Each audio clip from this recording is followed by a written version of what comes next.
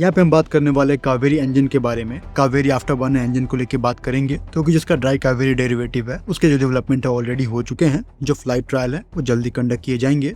दूसरी तरफ LCA तेजस को लेकर हम सभी जानते हैं, या फिर जो हमारे अपकमिंग फाइटर जेट प्रोजेक्ट है उन सभी में अमेरिकन इंजन है। और जिस तरह की इन्वेस्टमेंट हम कर चुके हैं कावेरी में, उससे काफी कुछ सीखने को भी मिला। और जो एक इकोसिस्टम है ऐसे मशीन के लिए वो भी हमने तैयार किया। वेरियस तरह के जो मेट्रोलॉजिकल डेवलपमेंट है वो भारत में हुए। लेकिन यहाँ पे नया डेवलपमेंट ये रहेगा कि एक बार फिर से जो कावेरी आफ्टर बर्नर के साथ इंजन है, लो बाईपास हाई थ्रस्ट इंजन, उस पे GTI ने काम करना शुरू किया है। अब यहाँ पे जो टारगेट है वो 80 किलो न्यूटन का है, उसको मेंटेन किया जाएगा एक लंबे समय तक, जिससे कि जो एक अच्छी खासी लाइफ है, सर्विस लाइफ, वो अचीव की जा सके। सो ऐसे इंजन को बनाने में जो चैलेंज है वो आएगा ही, वो भी तब जब आपने ये काम है वो पहली बार किया है। तो अब तक इसके जो 9 प्रोटोटाइप हैं वो बनाए जा चुके हैं और जो टेस्टिंग है वो 3800 आर के अराउंड कंडक्ट की जा चुकी है। अगर आप इसको कंपेयर करना चाहोगे यूएस से, तो जो यूएस का भी 404 इंजन था उसके 20 प्रोटोटाइप बनाए गए थे। जो टेस्टिंग है वो 10,000 आर के अराउंड की गई थी, जबकि वहाँ पर जो रिसोर्सेस हैं वो पूरे हैं, जो इन्वेस्टमेंट है, फंड है, वो कम्प्लीट है। वो सभी चीजें होने के बाद भी जो कि स्टैंडर्ड रिक्वायरमेंट है टाइम है वो वहाँ पे लगा था। तो कुछ इन्हीं चैलेंज को, लर्निंग को देखते हुए ही इस पे फिर से जो काम है वो किया जा रहा है। अगर हम बात करेंगे इंजन की, कावेरी की और इसके कंटेम्प्रेरी की, जैसे कि EJ 200 हो गया, F404 हो गया, तो ये सभी इसके कंटेम्प्रेरी इंजन है। और ये सभी जो इंजन है वो 4th जनरेशन कैटेगरी में आते हैं, जहाँ पे जो फैन का प्रेशर रेशियो है वो 3.5 से लेकर 4 के बीच में होता है। और जो ओवरऑल प्रेशर रेशियो है वो 2130 का होगा। यहाँ पे कुछ पोर्शन में जो सिंगल क्रिस्टल ब्लेड है उनका इस्तेमाल होता है, और जो कंट्रोलिंग है वो FedEx से किया जाता है। तो ये जो कैटेगरी है वो 4th जनरेशन जेट इंजन की कैटेगरी है। इसके ऊपर जो कैटेगरी है वो 5th जनरेशन की है, जो कि F35 में इस्तेमाल हो रहा है, F135। वहाँ पे जो फैन प्रेशर रेशियो है वो 4.5 से ऊपर रहेगा, और जो ओवरऑल प्रेशर रेशियो है वो 30 से 35 के बीच में रहेगा। अगर बढ़ते हो 6th जनरेशन पे, तो वहाँ पे जो प्रेशर रेशियो है वो और हाई हो जाएगा, और जो एक एडेप्टिव इंजन टेक्नोलॉजी है उसका वहाँ पे इस्तेमाल होगा। सो प्रॉब्ली कावेरी में आने वाले जो चैलेंज थे, जिनकी वजह से एक लंबे समय तक जो थ्रस्ट को मेंटेन करने की बात थी, 80 to 85 किलो न्यूटन के थ्रस्ट को मेंटेन करने की बात, वो कुछ इश्यूज की वजह से नहीं हो पा रहा था। तो प्रॉब्ली उनको रेक्टिफाई करने के जो तरीके हैं, जो वेज हैं, वो फाइंड कर लिए गए होंगे, तभी इस पे जो फिर से काम है वो शुरू किया गया है।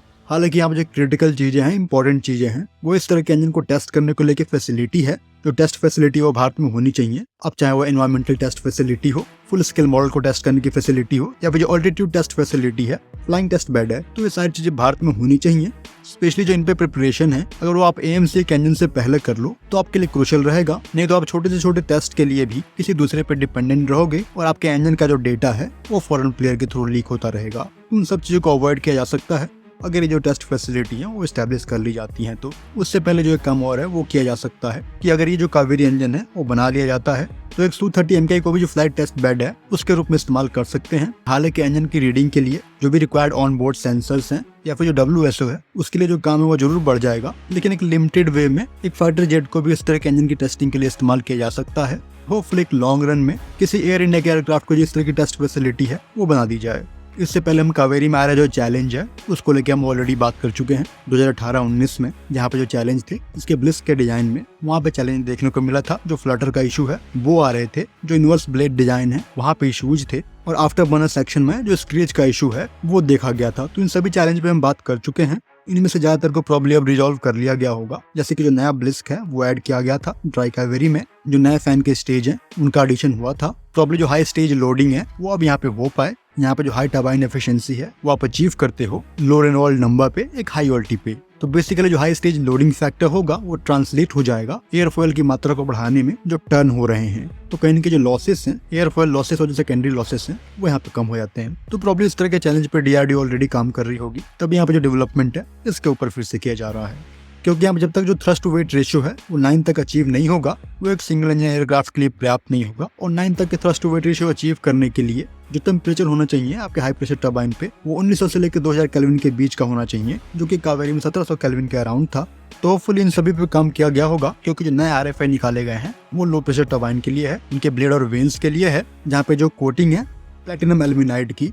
तो बेसिकली ये निकल बेस्ड अलॉय हैं, सुपर अलॉय हैं, इनके ऊपर जो प्लेटिनम एल्यूमिनाइड है उसकी कोटिंग की जाएगी। तो यहाँ पे जो कोटिंग है वो इसकी जो प्रोटेक्टिव पावर है, एंटी रेजिस्टेंस कैपेबिलिटी है, और जो निकल अलॉय है वो डिफ्यूज ना हो जाए मेन सिरामिक कोटिंग लेयर में, तो उसको प्रिवेंट करने के लिए जो प्लेटिनम एल्यूमिनाइड कोटिंग है वो की जाएगी।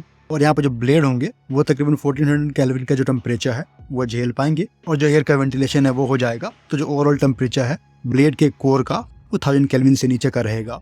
तो अगर इस तरह का हम कुछ मेंटेन कर लेते हैं एक लंबे समय तक, तो हम 80 केन का जो थ्रस्ट है उसको सस्टेन कर पाएंगे लॉन्गर सर्विस लाइफ तक। सो अभी यहाँ पे जो प्लान है वो प्रॉब्ली अगले 3 सालों का है। अगले 3 से 4 सालों में अगर ये इंजन बन जाता है तो वो टेस्ट बेड पे फ्लाई होता हुआ जरूर दिखेगा। फिलहाल इस वीडियो में इतना ही। जय हिंद।